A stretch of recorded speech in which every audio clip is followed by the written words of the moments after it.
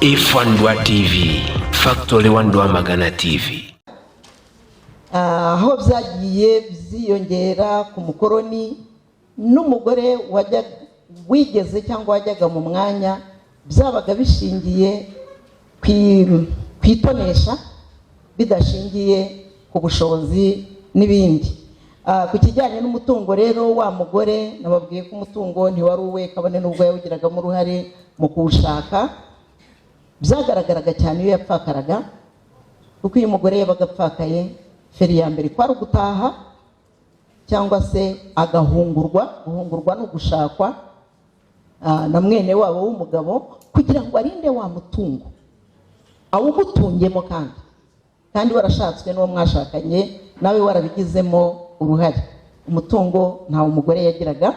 Ikindi ni wabo iyo yatahaga yubakirwaga inzu yitwa iy'uburushyi mu rugo iwabo.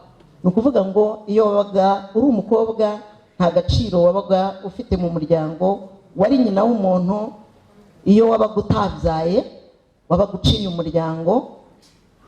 Iyo wabaga wabyaye abakobwa wabaga uciye umuryango, nta gaciro wa mugore yari afite. Dative ati ubu bimeze bite? Reka twajya kujya kure cyane, dutangirane na leta y'ubumwe bw'abanyarwanda nyuma y'urugamba rwo guhagarika jenoside yakorewe abatutsi muri 1994 no kubohora igihugu. Leta y'u Rwanda yagiyeho, guverinoma yagiyeho kuri 19 z'ukwezi kwa karindwi 1994. Ni leta y'ubumwe bw'abanyarwanda. Iyo tuvuze leta y'ubumwe bw'abanyarwanda duhita kumva muri bya bindi bijyanye n'amoko, ariko tujye twishimira ko n'abagore twibonyemo. Ni leta y'ubumwe bw'abanyarwanda iri inclusive, aho abagore n'abagabo bagomba kwigiramo uruhare. Muhe amashyi nyakubahwa Perezida wa Repubulika wemeye ko n'abagore, ayo n'aya nyakubahwa Perezida wa Repubulika, ariko muhe n'amashyi RPF Inkotanyi utayirimo yihangana yatanze. Impamvu mbivuga nshize amanga nuko nyuma ya 1994 umuryango wa RPF ugaragaje ko abagore bagomba kujya mu nzego zifatirwamo ibyemezo. Ndibuze kuvuga ku itsinda ryakozwe n'abagore riyobowe na nyakwigendera Inyumba Loizia, aho hatangiye uburyo bwo gukora lobbying kugira ngo n'abagore bajye mu myanya ifatirwamo ibyemezo. Ndabyibuka neza, nanjye nari mukuru, nanjye nari ndimo, sinari ndi muri team igenda ariko nari ndi muri team ihabwa raporo inaganira, kubera ko nari muri societe civile. Twafatanyaga n'abandi bagore tugatora abagenda bajya gukora lobbying mu nteko ishinga amategeko, mu bagize imitwe ya politiki, kugira ngo hemerwe ko n'abagore babona imyanya. Bamwe baravugaga ngo twishingiye amashyaka abo n'abagabo, none murashaka kurwanira imyanya, mugende namwe muzashinga yanyu. Niyo myumvire yari ihari ku bagabo. Muri RPF rero icyo bavuze ni icyo babwiye abo bagore, icyo batubwiye, icyo bababwiye, uze ngo murashaka kujya mu myanya, nibyo turabashyigikiye, ariko nimutuzanira amastatistike, mutwereke abagore bize mufite bangahe. Ntiwaburana kujya mu nteko udafite amashuri. Ntiwasaba ngo umugore ayobore ikigo runaka atarize. Twongere twibukiranye ko mu myigire mu Rwanda ari isaranganya rishingiye ku bwoko, noneho rikagaruka no kuri wa mukobwa na wa mugore wakandamijwe yagombaga gusigara mu rugo hakiga musaza we. Nongere mbibutse ko amashuri ya mbere mu Rwanda abagabo bamaze kubona imyanya nyuma y'ubukoroni, amashuri aje, burya abagore bize section imwe yitwa menageri. Menageri yari section yo gutegura abagore beza bazabasha kuba abagore babo bagabo babatware nyine, bakamenya no kwakira abashyitsi. Byiyongereye hajyaho amashami y'uburezi. Abarimu nibo abagore bagombaga kujya mu bwarimukazi. Bati kubyaza no kuvura navyo ni iby'abagore. Abagore bajya mu buforomo. Hanyuma abagabo muri aha rwose turabakunda kandi dukunda gufatanya namwe. bati abakobwa nibo bakwiye kuba abasekreteri. Ubwo hajyaho ishami rya sekretariya. Abandi kwari ukugwamo nka cya gishyimbo wa mwana yavuze ati jya mu bindi. Ayo mashami niyo yari agenewe abakobwa, aho bazakora ya mirimo y'intica ntikize myiza, ariko cyane cyane igamije imibereho myiza y'abana n'abagabo. Nyuma rero muri ya lobbying navugaga niho RPF yavuze iti bagore rero iyo ushaka kujya mugira n'icyo ujyanyemo mufite bangahe bize. Buriya ziriya kaminuza mubona zigenga zaje mu Rwanda nyuma ya 1994. Ubundi jenoside, mbere ya jenoside abanyarwanda bize kaminuza ntibarengaga 2,000. Mwibaza abagore barimo bari bangahe? Ziriya kaminuza rero abagore baraziyobotse. Hakurikiyeho icyo kubwira abagore ngo turabwiwe ngo nta bushobozi dufite tugiye mu ishuri. Nanjye nicyo gihe nigiye kaminuza. Muri iyo nkubiri yo kugira ngo abagore tujye mu nzego zifatirwamo ibyemezo, tujye mu buyobozi, twarahagurutse tujya muri kaminuza. RPF rero buriya icyo nyikundira, nyikunda kuri byinshi, ariko iyo ngeze ku mugore ni umuryango w'abanyarwanda bose nk'uko twese tubizi. Hatangiye rero kuganira no gushyira abagore mu myanya, koko abari bafite ubushobozi icyo gihe, abandi bajya mu ishuri, abandi bajya mu myanya. Ndibuka ko nabaye vice mayor nyakubahwa guverineri, mfite amashuri 6 yisumbuye, hanyuma njya kwiga ndangiza kaminuza. Kubera iki? Uri vice mayor ariko kwiga mbere ya byose. Mfata iya mbere. Najyaga kwiga muri Yerika ntahirwa Rwamagana, nkagenda saa 11 nyuma y'akazi, nkagaruka saa 5 z'ijoro, kandi narabishoboye. Abagore turashoboye. Abagore rero twahawe agaciro nyuma ya 1994, nyuma y'urugamba rwo kubohora igihugu no guhagarika jenoside yakorewe abatutsi muri 1994. Twabonye ubuyobozi twibonamo twese, akaba tudakwiye kujenjeka, dukwiye kubufatana yombi kugira ngo dusigasire ibyo twagezeho, dutegurire n'abana bacu mu gihe kiri imbere. Ikijyanye n'umutungo, hashyizweho amategeko, abadepite barayazi. Turabashimira ko aho mureberera wa mugore mukareba ko agomba kugira uruhare muri byose. Ndahera ku itegeko rikumira ihohoterwa rishingiye ku gitsina, kuko umugore no kutiga, no gukubitwa, no kutagira umutungo, iryo tegeko ryashyizweho kandi rishyirwa mu bikorwa. Uyu munsi ihohoterwa rishingiye ku gitsina urikorewe arabihanirwa. Nukuri dushimire abaduhagarariye. Hashyizweho nanone kandi itegeko rijyanye n'imicungire y'ubutaka. Ubu UPI umugore ni 50%, umugabo ni 50%. Ntabwo nagenda nubwo yaba nitwe abagore nibo bemerewe kuzungura, ntabwo hazungura barumuna cyangwa bakuru b'abagabo cyangwa basi. Umugore washatse umutungo akawushakana n'umugabo niwe muzungura we, kandi uwo mutungo ni uw'abana babo. Icyo nacyo nicyo kwishimirwa rwose. Madame Saverina yabizi ufite byinshi. Ihangane gato, ndagira ngo nshimire leta y'u Rwanda. Hari amasezerano mpuzamahanga yasinye ateza imbere umugore n'uburinganire.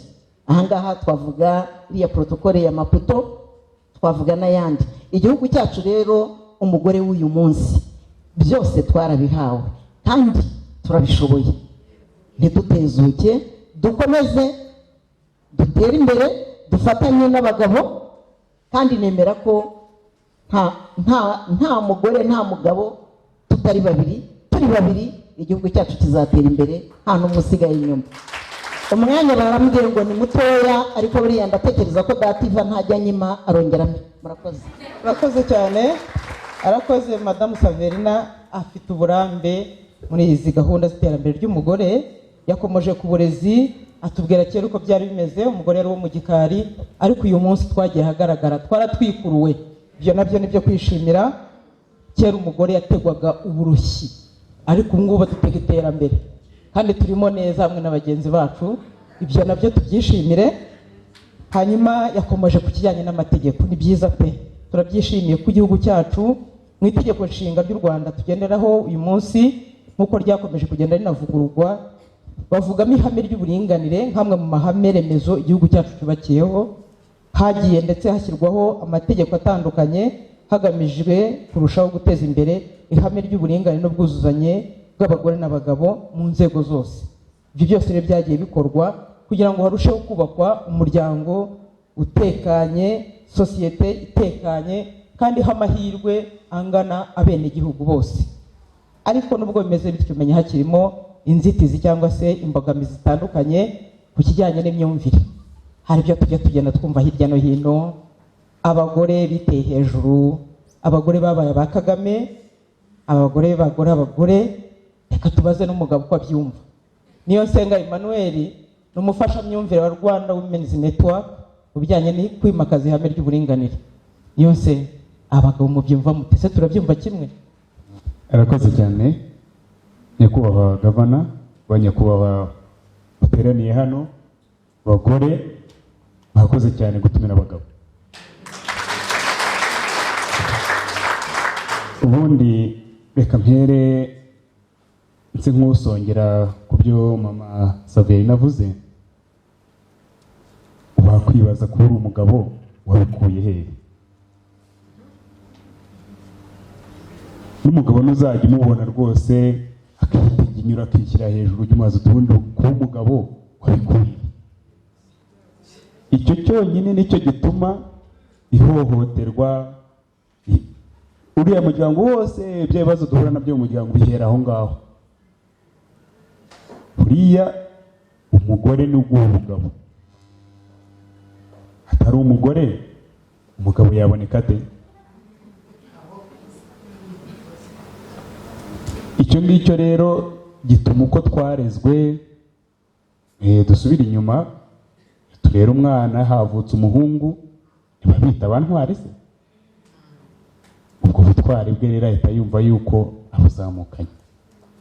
Umugabo ubwo atangiye kuba umugabo. Umwana nikwita hasi w'umuhungu bamubwira ngo iki?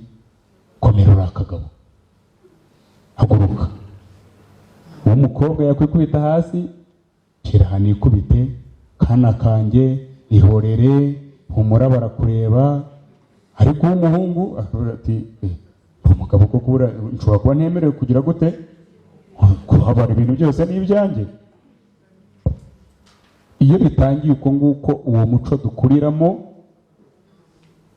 umuco nyarwanda ni mwiza, ariko twagiye tuwuririrwamo dukura buhoro buhoro. Nibyo byatumye uyu munsi umugabo agira cyapfuye. Leta warumvajije uti uyu munsi abagabo baribona gute? Ntekereza yuko nta mugabo ushobora kubaza ngo akubwire yuko ihame ry'uburinganire n'ubwuzuzanye ataryumva. Ahubwo aravuga ati se mwakagira Imana mwe ko madamu ndeba agiye guteka, iriya myenda isa nabi, kandi no mu kanya numva nshaka kuruhuka ko uyu munsi ari kakonje nari nabonye, tuvuge ku bakozi. Biraza kugenda gute? Ninyimesa se niyo nsenga kaza kansanga ahangaha ndimo kumesa, biragenda bite? Icyo nicyo giheraho yapfunwe kwikanga, baragira ngo iki? Ntibandoze, inzaratsi, mbaye inganzwa. Noneho n'umudamu akavuga ati ese uyu mugabo wanjye ko nari ndimo gusekura akaba agiye kuyungurura, baravuga ati yafu yamugiye no mu mutwe. Uwo muco twebwe nk'abafashamyumvire niho twongera tugasubira hasi, tukabanza tukabwira abagabo tuti wakongeye ukibuka yuko nk'umugabo kuba uri umugabo cyangwa uri umugore utabihisemo, byatangiye uko nguko biririrwamo. Ariko nk'uko mama yaramaze kubivuga, abagabo nabo ntago umugabo umaze gusobanuka ntakiri muri rwa rundi ngo baragira ngo iki? hari umugani abanyarwanda bajya bakunda guca bakavuga ngo wanga gukora iby'iwanyu ejo ukabicyurirwa. Ejo niba wanze gufatanya n'umugore wawe kandi twirwa tuvuga ngo ni mutima w'urugo, ese udafite umutima ubwo yaba afite urugo? Icyo nicyo nababwira abagabo, ariko nzi neza yuko n'abagabo bamaze kubona yuko ahubwo barimo gusigara inyuma, bafite ubwoba yuko batazabasha gufata abagore. Niyo mpamvu muzabona abayobozi bari aha ngaha bahakata mu matsinda ugasanga harimo abagore, ariko umugabo waciye akenge nawe akajya muri rya tsinda ry'abagore akajya gufatanya nabo kwizigama. Uwo mugabo nugenda ukareba mu rugo rwe uzasanga nta kibazo gihari. Nkaba navuga ko muri Rwamagana yego nta byera ngo de, ariko byibura ihame ry'uburinganire n'ubwuzuzanye bimaze kumvikana, kuko uyu munsi n'abagabo hirya no hino mu mirenge uragenda ugasanga hari abagabo bahuguwe bakabasha kumva yuko umugore nawe afite ubushobozi buhambaye. Kandi muzanabyitegereze ahantu harimo umugore ufite ijambo, ubasha kugira icyo akora, ukaraba gake, niba ubonye mu nteko n'umugabo we ukase no muri urwo rugo wasanga urwo rugo rumeze neza. Nkavuga ko rero ufite umugore, ukurusha umugore aba akurusha urugo.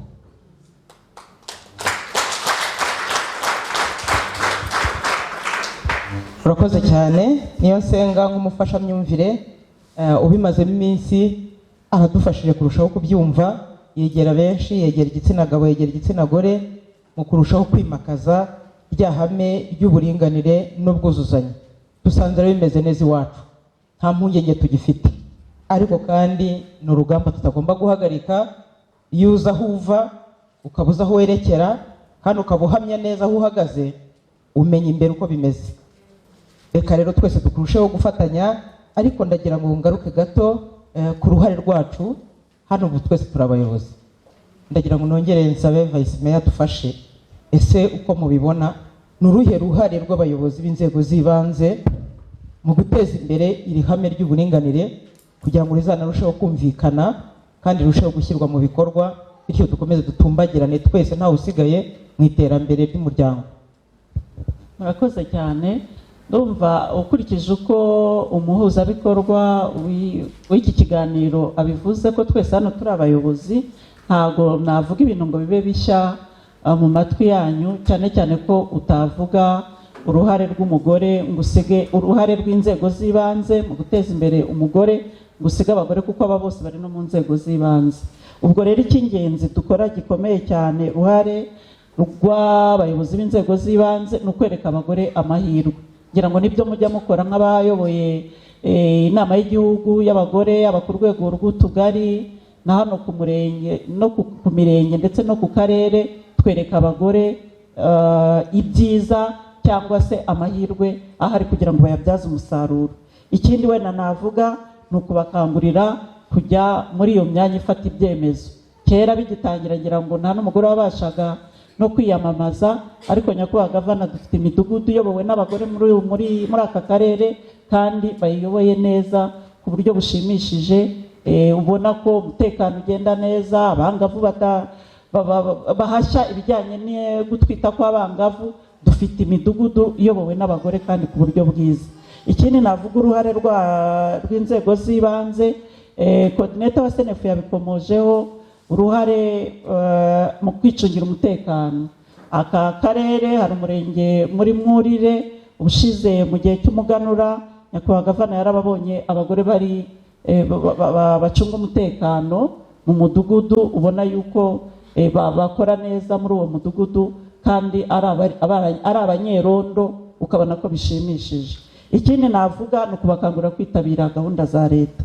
Gahunda za leta ni nyinshi, habaho gusezerana, niyo nawe waba warasezeranye ariko umuturanyi wawe uba ukwiye kubimwibutsa, cyangwa se kuboneza urubyaro, kujyana abana mu ishuri. Za gahunda za leta zose uruhare rw'inzego z'ibanze ni ukubyibutsa abagore, ndetse no gukumira bimwe mu byaha, guterwa inda zitateganyijwe, kureba ko abana batajya mu biyobyabwenge, cyane cyane dukumira ariko nanone tujyanamo n'abagabo dufatanyije kuyobora kugira ngo ibyo byose bigerweho. Ikindi ni ukwibutsa amategeko kugira ngo byibura abagore bamenye uburenganzira bwabo, aho batanga amakuru kandi ku gihe ni hehe. Ibyo nabyo ni uruhare rw'inzego z'ibanze. Ikindi wenda nsoza navuga ni ukwibutsa abagore uruhare rwabo mu burere bw'abana b'igihugu, kuko nubwo dufite uburinganire n'ubwuzuzanye ariko ababyeyi ntibasimburana. Ifandwa TV, Factory 1 Rwamagana.